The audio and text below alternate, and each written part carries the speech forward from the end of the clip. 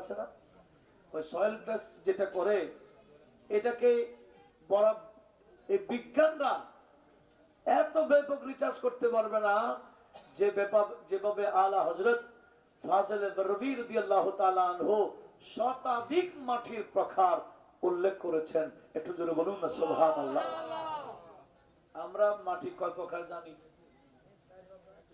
হ্যাঁ, এই পিছন থেকে মুরব্বী ডাকতেছে 4 প্রকার বল, এটা আমরা জানি, কিন্তু আলা হযরত ফাযিল বরবী শতাধিক মাটির প্রকার বের করেছেন।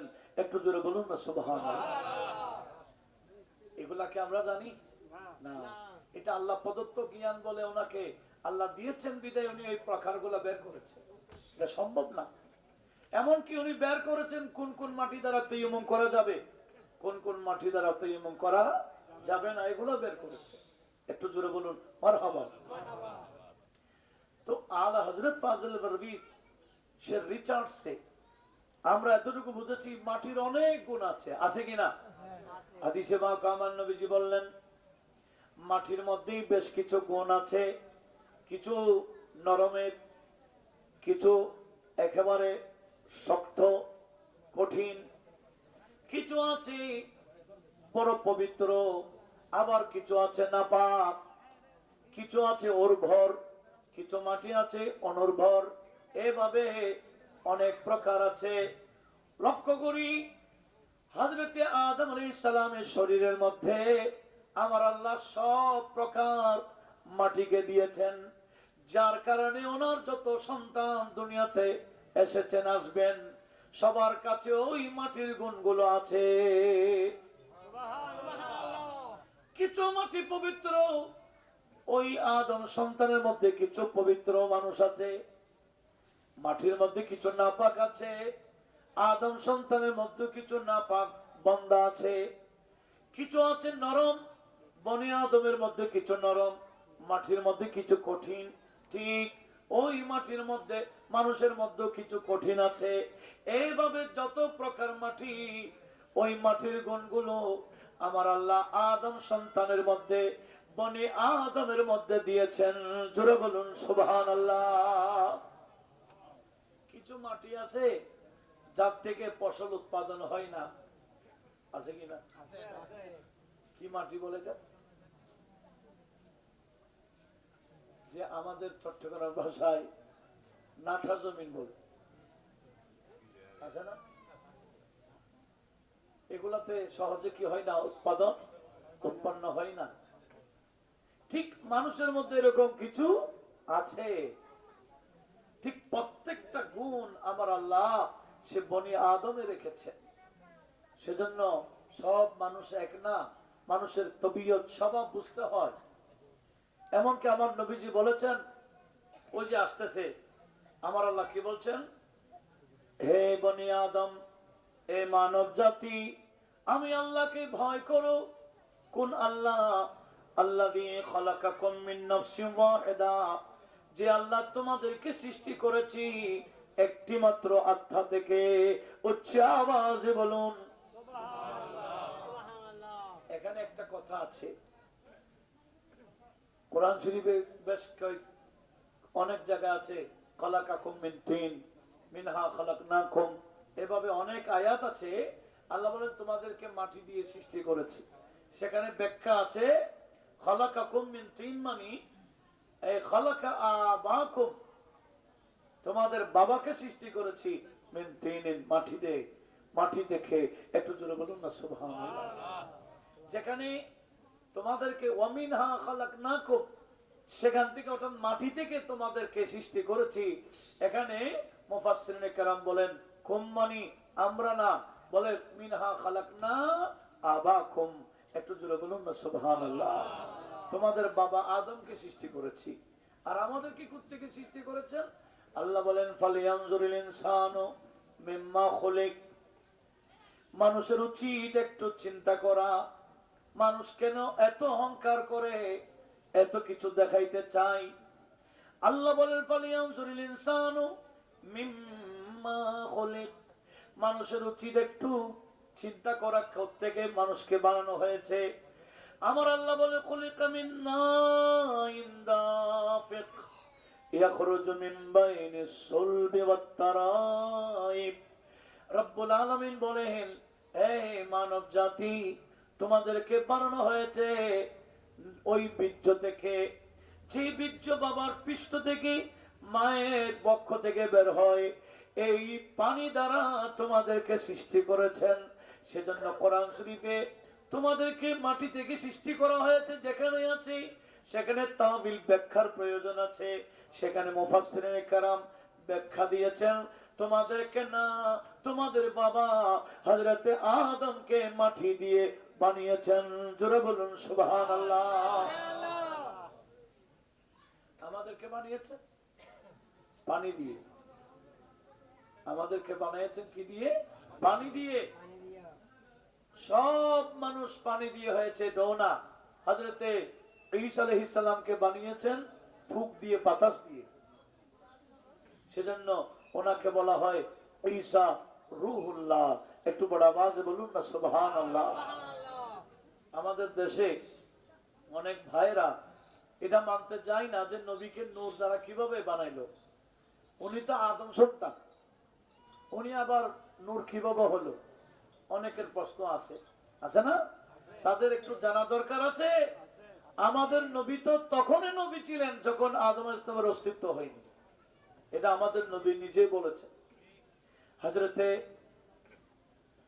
জাবের বিন আব্দুল্লাহ, এটা তিরমিজি শরীফের কিতাবুল মানাকিবের হাদিস সিহা সিত্তার অন্যতম কিতাব।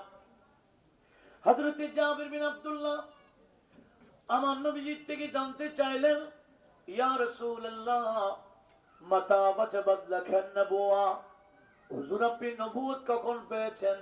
আপনি নবী হয়েছেন কখন? নবীজি উত্তর দিতে গিয়ে বলে, কুনতু নবিয়্যা ওয়া আদামু বাইনার রূহে ওয়াল জাসাদি। হযরতে আদম আলাইহিস সালামের রূহ এক জায়গায়, শরীর অন্য জায়গায়। আদম আলাইহিস সালামের যখন অস্তিত্ব হয়নি তখন আমি নবী নবী ছিলাম। জোরে বলুন সুবহানাল্লাহ। যখন আদম আলাইহিস সালামের কি হয় নাই, অস্তিত্ব হয় না। একটু একটু মনোযোগ লাগবে, কোরআনের তাফসীর এটা খুব বেশি মনোযোগ লাগবে, একটু খেয়াল করার জন্য অনুরোধ করছি। কি বলছিলাম? নবীজির থেকে জানতে চাইলেন, ইয়া রাসূলুল্লাহ আপনি নবী কখন হলেন? ইদানিং তো বিভিন্ন অনলাইনে মিসগাইড করা হচ্ছে, বলে নবীজি 40 বছর আগে নবী ছিলেন না, সেজন্য নবীজির 40 বছরের আগের জীবনটা অনুসরণীয় নয়। আর একটু জোরে বলেন না নাউজুবিল্লাহ। এগুলো ছোট ছোট বাচ্চাদেরকে শেখানো হচ্ছে বাংলা বইয়ে। মানুষ মোহাম্মদ নামে একটা প্রবন্ধ আছে ডাক্তার ওয়াজেদ আলী সাহেবের, সেখানে এই কথাগুলো আছে। সম্পূর্ণ কোরআন এবং সুন্নাহ বিরোধী কথা। এইরকম আকীদা রাখলে ঈমান সহ যাবে না। এই বেঈমানি কথাগুলো আমাদের বাচ্চাদেরকে শেখাচ্ছে। একটু বড় আওয়াজে বলি না নাউজুবিল্লাহ। নবীজি কি বলেছেন, আমার নবীজি কি উত্তর দিয়েছেন, একটু আমাদেরকে এই বিষয়ে একটু সজাগ হওয়া দরকার। নবীজির থেকে জানতে চাইলেন কি, হুজুর আপনি নবুয়ত পাইছেন কখন? নবী হলেন কখন? নবীজি উত্তর দিতে গিয়ে বলেছিলেন কি, হযরতে আদম আলাইহিস সালামের শরীর এক জায়গায়, রূহ অন্য জায়গায়। আদম আলাইহিস সালামের অস্তিত্ব যখন হয় নাই তখনও আমি নবী নবী হিসেবে ছিলাম। এখন যাদের প্রশ্ন যে আমাদের নবী উনি আবার নূরের তৈরি হয় কিভাবে, উনি তো আদম আলাইহিস সালামের বংশের, এটার উত্তর আমাকে দিতে হচ্ছে না। আমাদের নবী বলছেন আমাকে আদম সন্তান বলছো, ঠিক আছে, তবে মনে রাখবা আমি আদমেরও আগে। আমি আদম ইসলামেরও কখন? যখন আদম ইসলামের অস্তিত্ব হয় নাই আমি তখন নূর হিসেবে আল্লাহর দরবারে ছিলাম। কি হিসেবে ছিলেন? নূর হিসেবে। এমনকি আদম সৃষ্টির ব্যাখ্যাতে তাফসীরের প্রায় কিতাবে আছে কি, আদম আলাইহিস সালামকে বানাবার পরে পুরা শরীর গঠন হয়ে গেছে, ভিতর রূহ ঢুকাতে চাচ্ছেন, রূহ ফুঁক দিয়েছেন, ভিতর রূহ থাকতেছে না, রূহ বের হয়ে যাচ্ছে। রূহ কি হয়ে যাচ্ছে? বের হয়ে যাচ্ছে বারবার। তখন জিজ্ঞেস করা হয়েছে রূহকে, আয় রূহ তোমাকে আদমের ভিতরে ঢুকানো হয়েছে, তুমি বের হচ্ছে কেন বারবার? তখন রূহ বলে, ও আল্লাহ, আমি কোথায় থাকবো? আমি তো নূর। আমি কি একটু লক্ষ্য করুন, আমি তো নূর। আমাকে যেখানে ঢুকানো হয়েছে এটা তো অন্ধকার। এটা কি? আদম ইসলামের গঠনটা অন্ধকার ছিল, মাটি দ্বারা, পানি দ্বারা, আগুন দ্বারা, বাতাস দ্বারা তৈরি অন্ধকার, রূহ সেখানে থাকছে না। তখন আমার আল্লাহ ফেরেশতার মাধ্যমে বলেছেন, এই ফেরেশতারা, আদমের ভিতরে আমার বন্ধুর ওই নূরটা ঢুকাও, যেটাকে আমার আল্লাহ সর্বপ্রথম সৃষ্টি করেছিলেন। আল্লাহর সৃষ্টির মধ্যে আমাদের নবীর নূরকে আল্লাহ বলেন, আদমের শরীরের ভিতরে ওই আমার বন্ধুর নূরটা ঢুকাই দাও। তো আদম ইসলামের শরীরে যখন নূরে মুহাম্মাদি সাল্লাল্লাহু আলাইহি ওয়াসাল্লামকে ঢুকানো হয়েছে, তখন ওনার ভিতরের অন্ধকারটা চলে গেল। এখন রূহ যখন ঢুকাই দিয়েছে, রূহ আর বের হচ্ছে না। একটু বড় আওয়াজে বলুন না সুবহানাল্লাহ। আমরা যে আদম সন্তান, আদম আলাইহিস সালামের শরীরের ভিতরে রূহ ঢুকেছে, এটাও আমাদের নবীর নূরের অবদান। কথা বলুন, কিসের? আমাদের নবীর নূরের ওসিলায়। আল্লাহ সবাইকে বিষয়টা বোঝার তৌফিক দিক, আমিন বলেন। অনেকে না বুঝে বাড়াবাড়ি করে, অল্প বিদ্যা ভয়ঙ্কর, এরকম অনেক আছে। এগুলো অল্প বিদ্যার কারণে কয়েকটা বাংলা ছোটি বই পড়ে আর মনে করছে বিশাল আল্লামা হয়ে গেছে। এরকম আছে না? আছে। এরা মনে করেছে অনেক কিছু জেনে ফেলেছে, আসলে কিছুই জানে না। তার সামনে যদি আরবি একটা কিতাব দেওয়া হয় যে জবর সারা, অবস্থা কি হবে বলেন তো? অথচ জ্ঞান এখনো অধিকাংশ জ্ঞান আরবি কিতাব রয়ে গেছে। বাংলা হলে আর কত হয়েছে, ইংরেজি হলে কত হয়েছে, ফার্সি হইল আর কত হয়েছে, উর্দু হইল আর কত। অধিকাংশ এলম কোথায় রয়ে গেছে? আরবিতে। লাইব্রেরিতে ঢুকাই দিলে বুঝবেন আরবি কিতাব কাকে বলে। মদিনা শরীফের উপরে, মসজিদে নববীর উপরে বিশাল এক লাইব্রেরি আছে। ওখানে না ঢুকলে বুঝবেন না কত কত বড় লাইব্রেরিটা। এই যে এটা উঠান, যেটা উঠান, এই বড় বড় লম্বা লম্বা কয়েকটা হবে। এই লাইব্রেরিটা বিশাল, লক্ষ লক্ষ কিতাব। সেখানে ঢুকাই দিলে না বুঝবে কয়টা কিতাব পড়েছে। আল্লাহ সবাইকে সেদিকে লক্ষ্য রাখার তৌফিক দান করুক। একটু মহব্বতের আওয়াজে বলুন না আমিন। সালাতুন ইয়া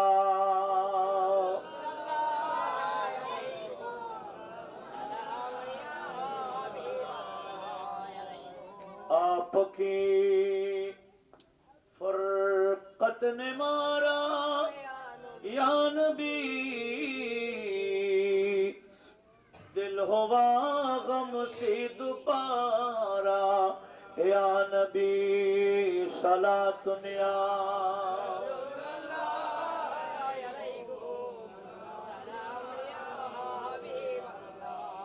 কি বলতে চেয়েছিলাম লক্ষ্য করুন। আদম আলাইহিস সালামের শরীরের ভিতরে রূহ ঢুকেছে আমাদের নবীর নূরের ওসিলায়। আদম আলাইহিস সালামের পৃষ্ঠের মধ্যে নূরটা ছিল। ফেরেশতারা সে নূরকে গিয়ে বারবার সালাম দিত। আদম আলাইহিস সালাম রব্বুল আলামিনের দরবারে ফরিয়াদ করলেন, আয় আল্লাহ, আমার পেছনে ফেরেশতারা এভাবে সালাম কাকে দিচ্ছে? বলে আমার বন্ধুর নূরকে দিচ্ছে। আদম আলাইহিস সালাম বললেন, ও আল্লাহ, তোমার বন্ধুর নূরকে আমি তো দেখতে পাচ্ছি না, একটু সামনে এনে দাও। তখন আদম আলাইহিস সালামের কোফালে আনা হয়েছে আমাদের নবীর নূর। আদম আলাইহিস সালামের কোফালের মধ্যে যখন দিল, এখন সেটাও উনি দেখতে পাচ্ছেন না। ও আল্লাহ, এতদিন পিছনে ছিল তাও দেখি নাই, এখন কোফালে এনে দিলা, এখনো তো দেখছি না। এই নূর দেখার একটু ব্যবস্থা করে দাও।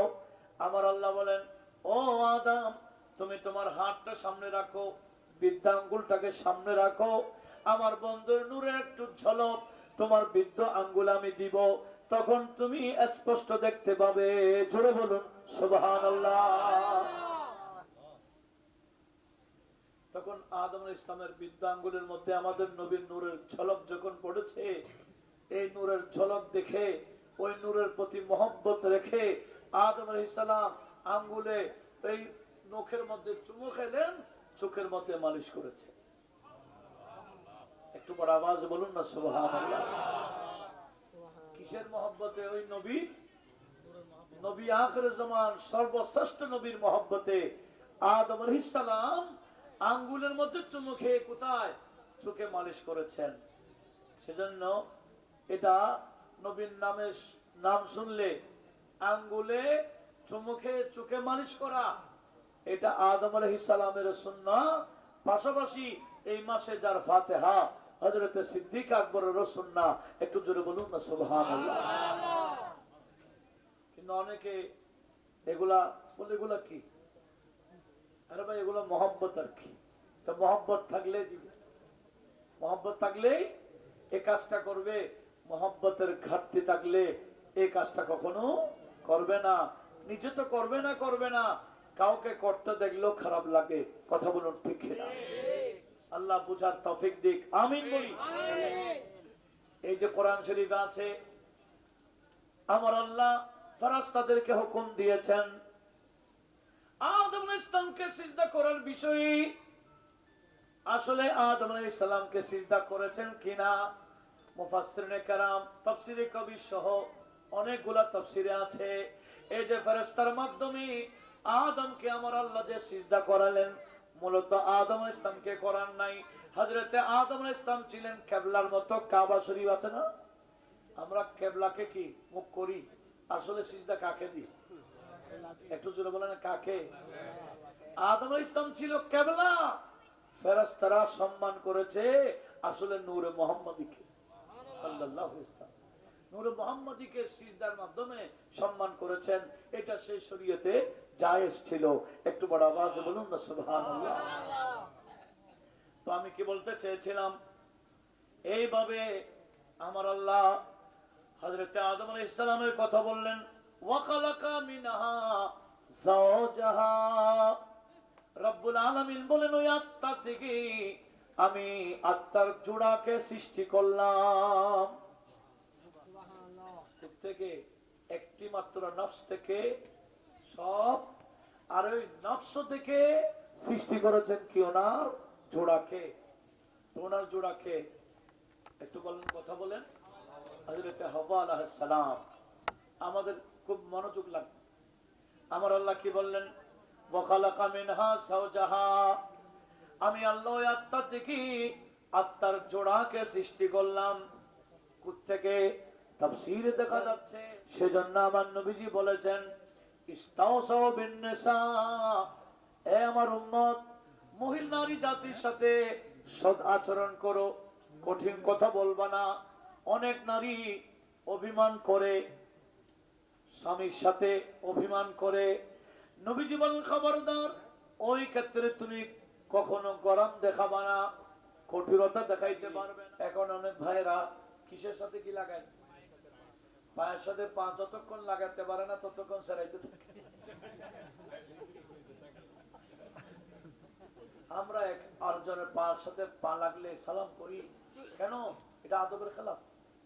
এরা আরেকজন পাকে চেপে ধরে। এরা কারা?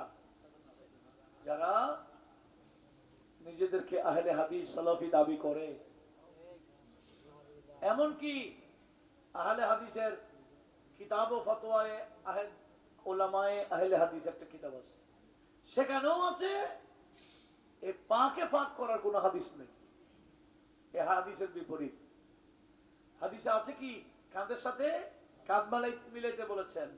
সেজন্য আমরা কাঁধের সাথে কাঁধ মিলাই, কিন্তু কিছু ভাইরা বেশি বুঝতে গিয়ে পায়ের সাথে পা মিলায়। এরকম কিছু যুবক ভাইরা আমাদের এলাকাও দেখা যাচ্ছে, ঠিক না? একটু বেশি বুঝতে চায়। আরে ভাই, ইবলিস বেশি বুঝতে গিয়ে শয়তান হয়ে গেছে। ইবলিস বেশি বুঝতে গিয়ে মালউন হয়েছে, অভিশপ্ত হয়েছে, কাফের হয়েছে, জাহান্নামী হয়েছে। কথা বলুন ঠিক কিনা? বেশি বোঝা ঠিক না, বরাবর বুঝতে হবে। আর আলেম ওলামাদের থেকে আপনারা জেনারেলরা কি বেশি বুঝবেন? আপনারা কি আলিনা মাসুদ থেকে বেশি বুঝবেন? আপনারা কি আমাদের মাসুদ থেকে বেশি বুঝবেন? এখানে ওলামারা আছেন, ইনাদের থেকে জেনারেল মানুষরা পড়লে আর কত পড়েছে। ইনারা এক একজন 12 বছর 14 বছর ক্লাসে পড়ে আলেম হয়েছেন। কথা বলুন ঠিক কিনা? আসুন, আমার নবীজি বলেছেন কি, কাঁধের সাথে কাঁধ মিলিয়ে কাঁটা সোজা করো, মধ্যখানে সৎকে খলকে সৎ করে দাও, ফাঁক জায়গা রাখবা না। এরপরে আমার নবীজি বলছেন, ওয়ালামু, হ্যাঁ আমার উম্মতেরা জেনে রাখো, আন্না হাদাম মিনকুম লাইসা বিমুনজিহি আমালুহু, তোমাদের মধ্যে এমন কেউ নাই যে তার আমল তাকে নাজাত দিয়ে দেবে, আমলে নাজাত দিয়ে ফেলবে, এরকম কেউ নাই। আল্লাহ যদি হিসাব নেই কিয়ামতের ময়দানে, হিসাব দিতে পারবো?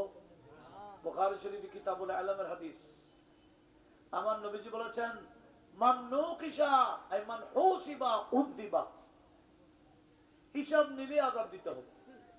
আল্লাহ যার থেকে হিসাব নেবে আযাবে লিপ্ত হইতে হবে, বাঁচার কোনো সুযোগ নাই। আল্লাহর রহমত ছাড়া হিসাব দিয়ে আমরা পার করতে পারবো না। নামাজ পড়তে হবে কিভাবে? আমার নবীজি বললেন, নামাজ পড়তে হবে কান্নাকা তারাহু। একটু লক্ষ্য করুন, নামাজ পড়বো এমন ভাবে যে আমি আল্লাহকে দেখছি। কে বলতেছেন? নবীজি বলতেছেন, উম্মত আমার, তুমি ইবাদত করবা, তা'বুদুল্লাহ, তুমি ইবাদত করবা আল্লাহ কিভাবে? কান্নাকা তারাহু, তুমি আল্লাহকে দেখছো।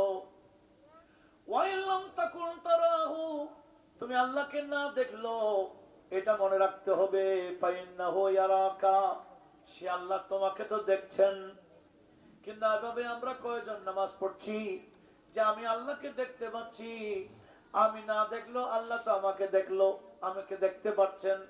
আমার কিয়ামটা কিরকম হচ্ছে, আমার কেরাতটা কিরকম হচ্ছে, আমাদের ইবাদত বন্দেগীটা কেমন হচ্ছে, আমরা তো সেই দিকে লক্ষ্য রাখি না। নামাজে গেলে দুনিয়ার সব হিসাব চলে আমাদের নামাজে। কথা বলুন ঠিক কিনা? আমাদের খাজা কালুশা রহমতুল্লাহ আলাইহি কমপ্লেক্সের সম্মানিত মুতাওয়াল্লি জনাব আল-হাজ সিরাজউদ্দৌলা সাহেব, আমি ওনাকে মঞ্চে আসন গ্রহণ করার জন্য সবাই অনুরোধ করছি।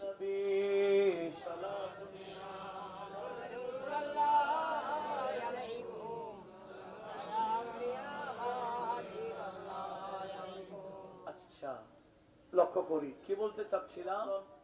আল্লাহকে কি বলবেন? আয় আল্লাহ, আজকে আমি তোমার দরবারে আপিল করছি, দুনিয়ার বুকে যে সমস্ত বান্দারা আমি আত্মীয়তার বন্ধনকে বিচ্ছেদ করে দিয়েছে, তুমি তাদের সাথে কোনো রহমতের সম্পর্ক রাখতে পারবে না, আজকে তাদের প্রতি রহমত দেখাইতে পারবে না, এদেরকে জান্নাত দিতে পারবে না, অবশ্যই এদেরকে জাহান্নাম দিতে হবে। জোরে বলুন নাউজুবিল্লাহ। কে বলবে? আত্মীয়তার বন্ধন, এর রেহম যেটা, এই যে আল্লাহ পাক সুবহানাহু ওয়া তাআলা কি বলছেন, ওয়াত্তাকুল্লাহ আল্লাযী তাসাআলুনা বিহি ওয়াল আরহাম, তোমরা ওই আল্লাহকে ভয় করো যে আল্লাহর ওসিলা নিয়ে পারস্পরিক একে অপর থেকে তোমরা চাও, যে আল্লাহর ওসিলায়, যে আল্লাহর দয়া পাওয়ার উদ্দেশ্যে তোমরা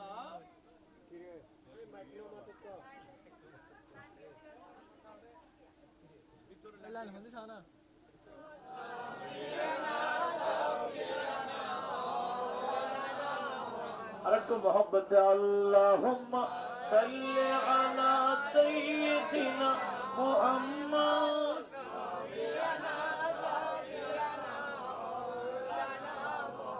सामने हजरत हो मेरे और मेरी जान जाए, रोज़े अव्वल इस हूँ या रब में कुर्बाने रसूल अल्लाहुम्मा सल्ली अला सय्यिदिना मुहम्मद।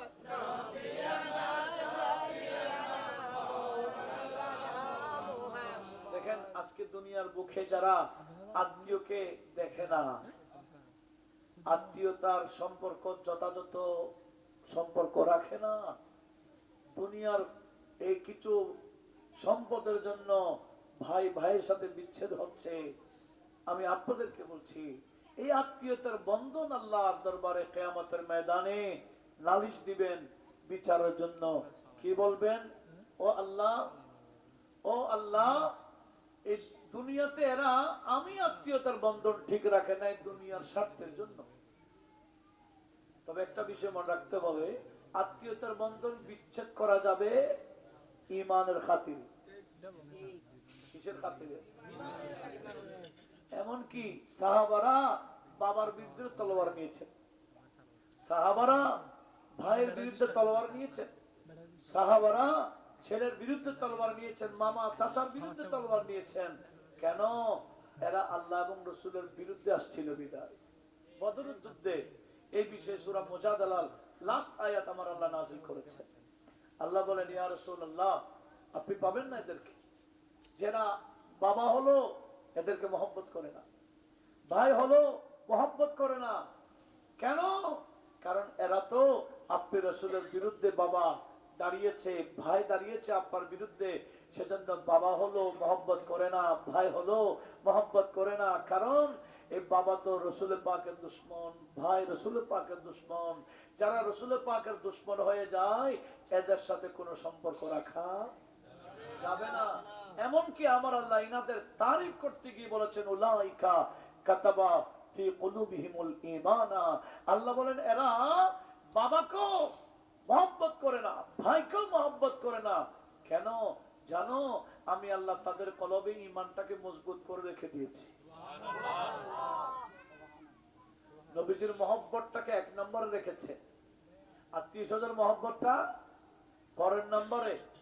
আমার নবীজি বলে এই অবস্থা না হলে ইমানদার দাবি করাটা ভুল। নবীজি কসম করে বলেছেন, হাদিস বুখারী কিতাবুল ঈমানের হাদিস।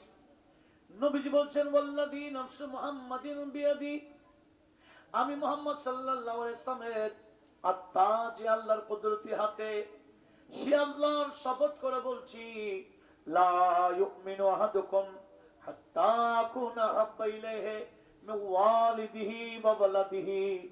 এতটুকু আছে এক হাদিসে। পরপর আরেকটা হাদিস আছে যেখানে আছে মিন ওয়ালিদিহি ওয়া ওয়ালাদিহি ওয়ান নাসি আজমাইন। একটু জোরে বলুন না সুবহানাল্লাহ। যত মানুষ আছে প্রিয়, সবচেয়ে নবীজিকে যতক্ষণ বেশি প্রিয় করা যাবে না ততক্ষণ ইমানদার দাবি করাটাও কি ভুল। সেজন্য আত্মীয়তার বন্ধন বিচ্ছেদ করা যায় নবীজির খাতিরে। কিসের খাতিরে? কোন আত্মীয় যদি নবীর বিরুদ্ধে দাঁড়িয়ে যায়, নবীর শানের বিরুদ্ধে, নবী মাটির তৈরি বলে, নবী গায়েব জানে না বলে, নবীর জন্য কিয়াম করা যাবে না বলে, নবীর নামে চুমো খাওয়া যাবে না বলে, এই সমস্ত নবীজির শান মান নিয়ে যদি নবীর মিলাদ নবীর বিরুদ্ধে কথা বলে, নবীর জুলুসের বিরুদ্ধে কথা বলে, তাহলে ওই আত্মীয়তার সাথে আত্মীয়তার বন্ধন ঠিক রাখা যাবে না। তখন বিচ্ছেদ করা কি হয়ে যায়? ঈমানের দাবি হয়ে যায়। কথা বলুন ঠিক কিনা? তবে দুনিয়াবি স্বার্থের কারণে, দুনিয়াবি স্বার্থের জন্য, জায়গা জমিনের জন্য, টাকা পয়সার জন্য, এগুলোর খাতিরে আত্মীয়তার বন্ধন কেউ যদি বিচ্ছেদ করে, সে আত্মীয়তার বন্ধন আল্লাহকে বলবে, আল্লাহ এর সাথে তুমি রহমত, আজকে রহমতের বন্ধন রাখতে পারবে না। সেজন্য অনেকে মনে করে আত্মীয়তার বন্ধন বিচ্ছেদ করে অনেক কিছু করে ফেলেছে। না, এটা অনেক বড় কি গুণ আমাদের।